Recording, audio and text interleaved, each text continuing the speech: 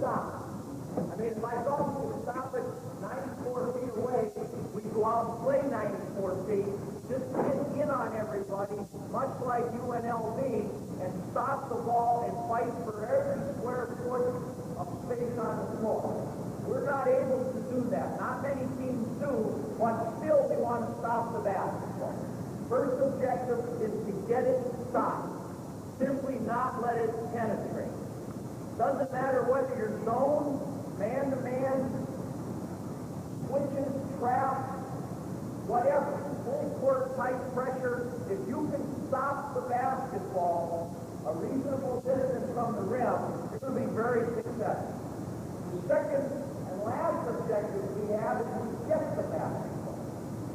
I want these guys to understand what we're trying to do as a team.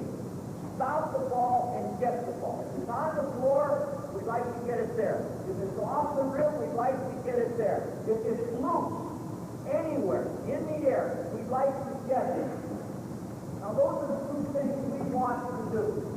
We don't talk about much else in terms of defensive objectives.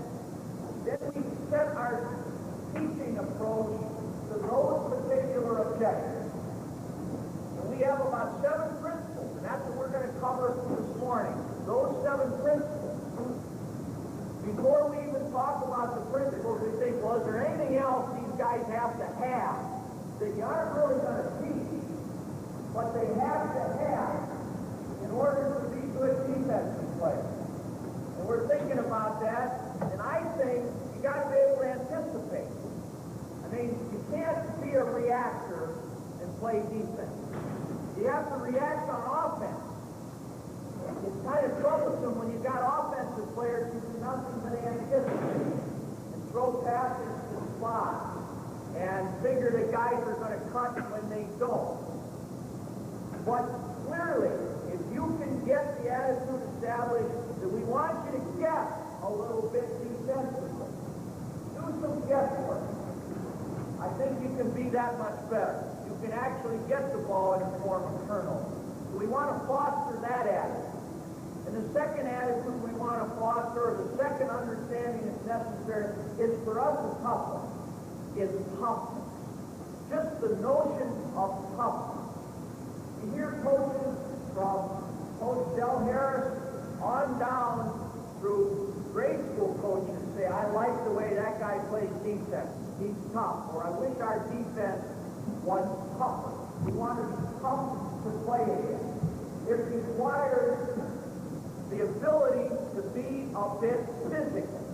The game has changed much over the years, and there's a genuine calling to be physical. It requires youngsters to develop some strength. I think everybody is into building some strength. But strength in and of itself doesn't do much good if it doesn't translate to the floor in the form of toughness. At our camps, I often talk about this, and this may sound blasphemous to the coaches, maybe to some of the players who don't like it, but I often say I can usually pick out a basketball player who's played football because they have developed a degree of toughness. I know of no other activity where going at somebody and not stopping before contact is a part of the game. Teaching that, teaching second and third effort is inherent to football. And I have come to the point where I really believe that playing football for those physically capable is one way of developing toughness. There are those who have it naturally, whether they ever step on a football field or not. And there are those who haven't developed it because they've not had the opportunity to go into someone or have someone hit them and have to keep battling, which is what you have to do on a football field. So for those of you who are inclined to think, I don't know if I want my players playing football, I think it's one of the great teachers of one of my prerequisites for basketball that there is. I'm talking about toughness. Now once we've established that, then we begin with our principles. And I shifted this sheet that I handed them October 15th has already undergone one change. I used to have converted getting back as an understanding. They had to have an understanding. We didn't have to teach it.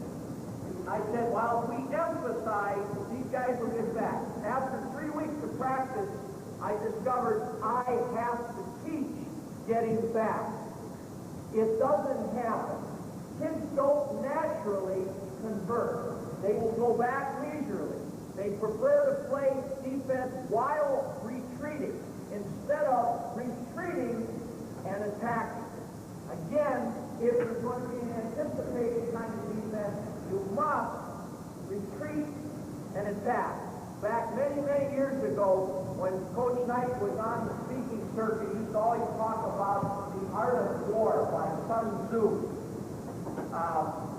That was in my formative years, and whatever he said, I ran out and read or tried to memorize. But the only thing I remember from that book was it is in the art of war, and the idea was never take arrows in the back. Never take arrows in the back, meaning if you're going to be successful in war, even if you need to retreat, you must go all the way back, set your line of defense, and be ready for a frontal attack. That's about the only thing I remember from that book. But it's been very beneficial in making it clear that we've got to sprint back.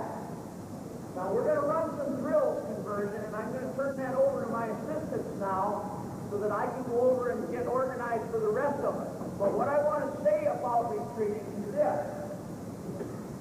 You must retreat to wherever you choose to pick up. If you can play a pressure defense after a miss or after a make, so be it. Southwest Missouri, who year in and year out has been by far the best team in our league, is now in the Missouri Valley, was able to set up a box press after misses. They did it against teams who didn't push the ball, and they were very successful with it.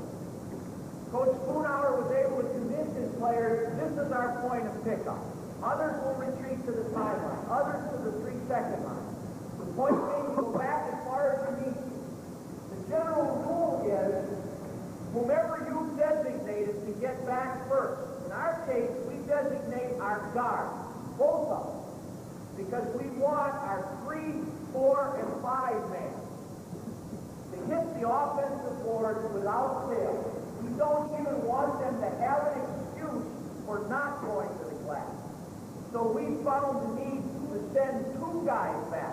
We do not want either of our guards to go to the offensive board. A long rebound is certainly a possibility, but we want 2 guys back. And we tell them, you must go back as far as the first defender down.